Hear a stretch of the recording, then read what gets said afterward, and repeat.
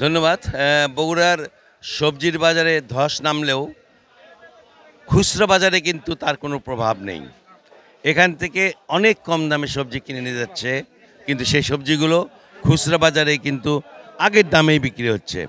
আমরা খুচরা বাজারের সাথে কথা বলে শুনলাম যে ওনারা কিন্তু যে সবজি এখান থেকে কিনছেন 10 টাকা কেজি, 20 টাকা কেজি, সেই সবজিগুলোই ওখানে গিয়ে বিক্রি তারা করছেন 30, 40, 50 টাকা কেজি।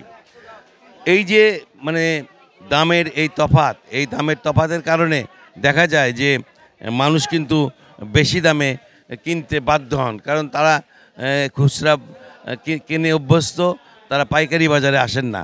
এই যে পাইকারি বাজারে আমরা দেখতে পাচ্ছি বেশ কিছু সবজি উঠেছে, যেমন নতুন নতুন সবজির মধ্যে আপনার এলো ফুলকপি উঠেছে, বাঁধাকপি উঠেছে।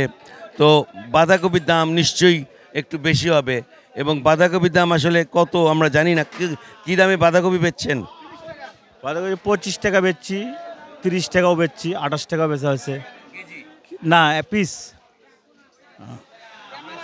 যে আসলে 20 টাকা 25 টাকা যদি পিস বিক্রি করে থাকে, তাহলে নিশ্চয়ই আপনার বাঁধাকপি দাম আপনার খুচরা বাজারে যে 50-60 টাকা কেজি বিক্রি হবে। এই যে খুচরা বাজারের সাথে পাইকারি বাজারের এত তফাৎ, এটা আমার মনে হয় যে একমাত্র এই মানে শুধু বগুড়াতে এটা দেখা যায় যে খুচরা এবং পাইকারি বাজারের মধ্যে ব্যাপক একটা ব্যবধান, এবং এই ব্যবধানের কারণে মানুষ কিন্তু খুচরা বাজারে গিয়ে দাম যে কমেছে এটা বুঝতে পারে না, এবং বেশি দাম দিয়ে কিনেই বাড়ি ফেরে এবং বলে যে সবজির দাম এখনও আগের মতোই আছে। আসলে সবজির দাম পাইকারি বাজারে যতটা কমেছে, খুচরা বাজারে ঠিক ততটা কমেনি। বগুড়ার পাইকারি বাজার থেকে এই ছিল আমার কাছে সর্বশেষ।